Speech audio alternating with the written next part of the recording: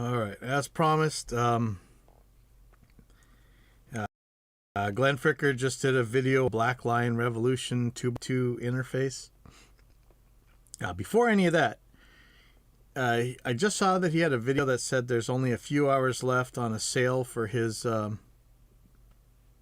you know what that I'm probably not allowed to say. Oh, you know what? Why am I not seeing?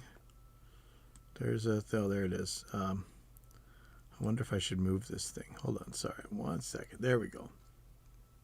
Now, there is no paid promotion on this thing, but you know, the powers that be are lame and will probably try and nail me for things no matter what. So there you go, includes paid promotion. So over at Glenn's channel, he was just saying that there's a couple hours left on his new noise gate pedal, noise gate plugin. So go check that out if you want that sale. Otherwise, you're going to be paying some more for it.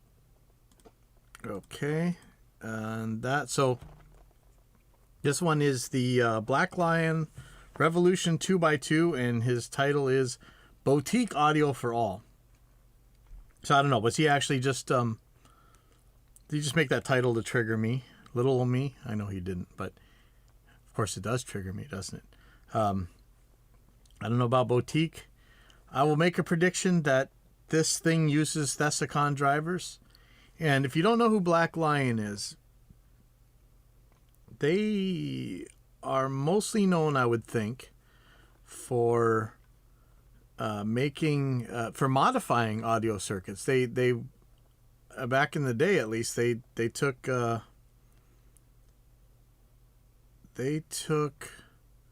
regular audio circuits, I think interfaces. I think they might have even done like the Behringer 8000s and modded them and stuff.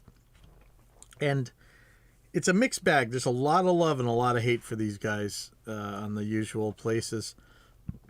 But, you know, I love modding circuits, so I think that's pretty cool what they do. I don't know if they did a good job on it or a bad job. But how many times are we going to have to measure? You know, here we go. Here's where we go and measure mic preamps. I mean, what do you want different than ruler flat? You know, it's hard to make a crappy mic preamp today. So I don't know what this thing's magically going to do. You know what you could do is have lower noise. You could have more gain. I would love it if these things had more gain. I doubt it will. I think this is a blue USB interface, so you've only got so much voltage to work with. So I doubt the Boutique claim. And I bet you it's using the same drivers as anybody else, so the latency is going to be the same. I think back in the day, I'm not positive, but I think that Black Lion used to be one of those companies that made those magical clock claims.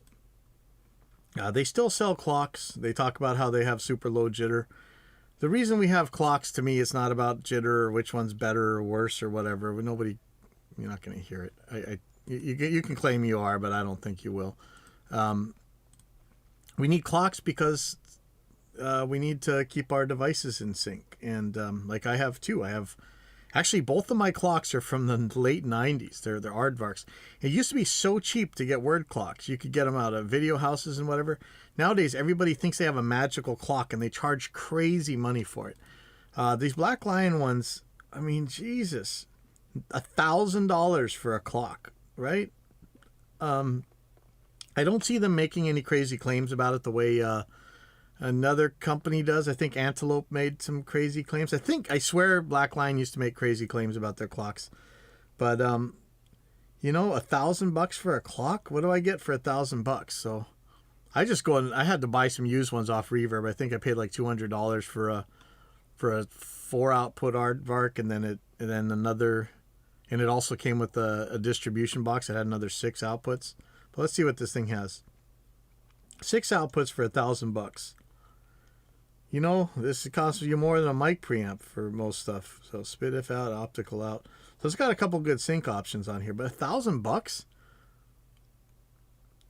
8 selectable rates, galvanic transformers, blah, blah, blah. You know, I could pay $300, so $100 an output port for this 3-out one. Is that what it's got? 3 outs? Let's see. I think this one's 3 outs. I mean, it's not crazy money like some of the meatheads charge, but Yeah, 3 outs for $300. And what are you gonna have? What if you have to split them? What if you have to do distribution? The problem is like, at least in my case, is these damn freaking Focusrite Octopre's. The new ones are better, but the old ones, the Mark IIs, they don't have. You can't turn off the terminators on the word clock input. So you have to use a distribution amp or a distribution, whatever you call them, for the word clock in order to make them work. So anyway, all this long nonsense. This is the company we're talking about, Black Lion. You can go search them up in forums. They may or may not make crazy claims about stuff. They have people love them, people hate them. Let's see what Glenn says. This episode of Spectre Sound Studios is brought to you by Sweetwater.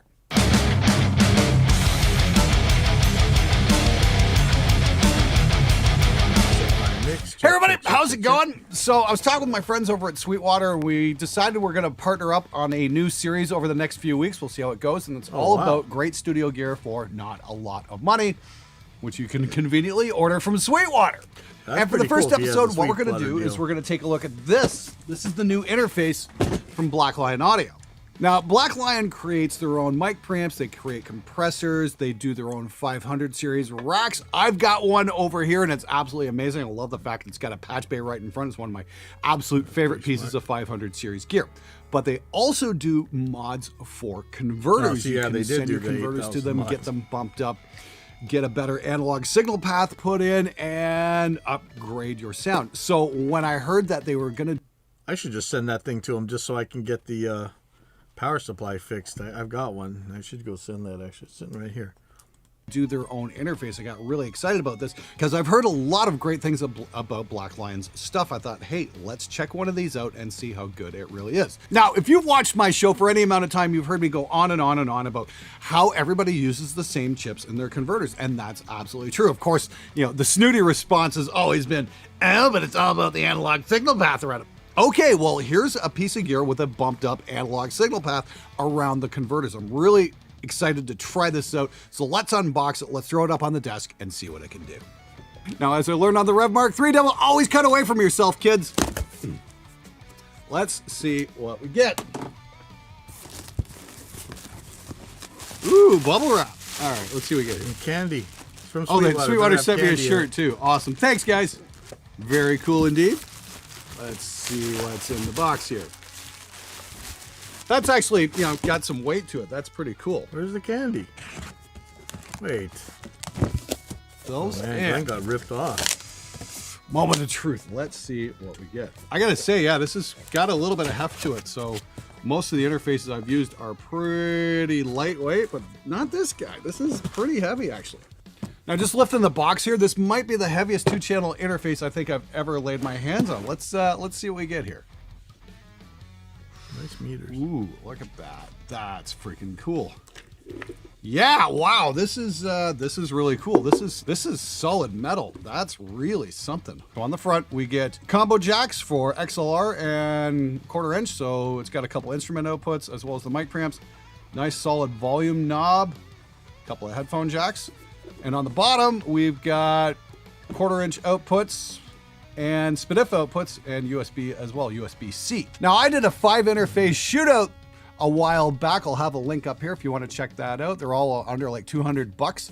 This one's a little bit more expensive, but the quality's supposed to be better. Apparently, they've got really high-end capacitors in here, and they're decoupled converters. I'm not exactly sure what that means, but let's plug it in and see what we get. Before we switch over there, hey, look at this. They sent us a couple of USB-C cables, which is great. Braided, no less. That is freaking awesome. That's a nice extra touch. I like that quite a bit. All right, let's throw it up on the desk, see what happens. Okay, so we're moving over to the desk, and I've set up the SM7B on the Revolution 2x2 here just to check out the preamps can do. Because the best torture test I can think of a mic preamp is throwing it up an SM7B, because you need a crap ton of gain for it to work well. Like, we've cranked this down, and obviously we're not getting much. Turn it all the way up. Ever so slightly. Start bringing some gain up. That's about the halfway point. Just starting to get a little bit of a light there, a green light. Can we see that on that? Green light, green light. Yep, okay. And let's start cranking this up a little bit more. Not getting much of any gain here. That's about the Yeah, 3 well- o'clock position. That's looking at least a little bit reasonable. The bus powered thing. And is we're going going to to crank that up a little more and a little more. And if we crank this all the way, yes, it's going to go through the roof, and that's really ugly to listen to. But if we pull that back down, give it a little bit more headroom, I doubt get us it. to Let's look at. Wait. What's that getting to on DBFS there? I bet you that's still like minus 20 something. One of the screwiest things going on here right now is that even the mic pre's are not like the Octapres, the Focusrite ones. They don't put out all that much gain, and they've got full. You plug them into the wall. I think somebody was saying that it's because they're all kind of sharing the same power supplies, and we're so used to USB now that we expect like only that much gain, the 60 decibels or whatever. But I don't really see this thing as look how high he's got that thing. I don't see this thing is going to be any louder than any of the other ones like the Focusrites or whatever. negative 8 dBs. No, And well, that is looks actually pretty high. comfortable right there. Gives us a nice amount of dynamic range and hopefully I would not say any dB noise. Let's take a would be listen. hard for this RE20 I'm talking to you on right now. Let's see, where are we? Check. I mean, I'm really talking. I've got the mic preamp almost all the way up on this thing, and it's barely reaching that. So that might be really good. So maybe I should shut up. On Reaper here, I'm not seeing anything registering on the meters. This is just like dead silent. Oh, so wait. Well, then where are you talking about? You're seeing gain, or you talk about the noise? Okay, that's pretty freaking cool, actually. So SM7B, yeah, I think it's going to pass the test. Let's throw a little compression into the mix and listen for noise again.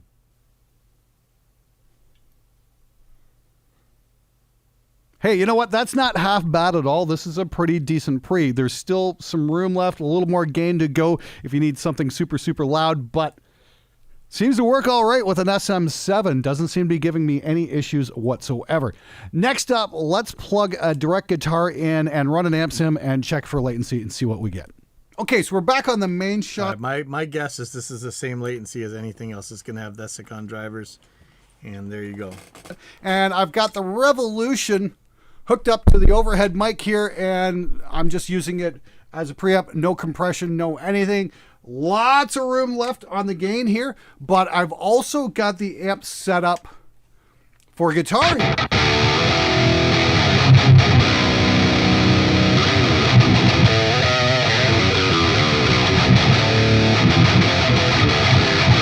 Just checking for headroom and latency. Doesn't seem to be any issues whatsoever. This is down all the way, but it seems like we've got plenty of room left. Anybody surprised? That's down all the way. He's got his guitar plugged in, and it's probably pushing it there. Before it goes into the reds, like how far can I take this up before it starts crapping out?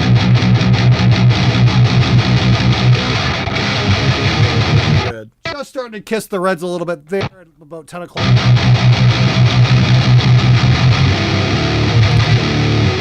That's getting a little ugly there, that's for sure. So we're going to want to keep it down, leave a little bit of headroom, but yeah. Now, hot pickups used to be the Achilles heel of small two-channel interfaces like this, especially bus-powered ones. They just didn't have enough headroom. Does that one not have a The pad? guitar's DI signal would get squared off, and it just wasn't too much fun to play amp sims through, but Yeah, this in fact, seems to even be no issue. my Focusrite Octapre Mark II, they can't handle an EMG when you plug into the instrument input. Whatsoever, and the pickups on this Ormsby are pretty freaking hot and doesn't seem to be giving me any trouble whatsoever.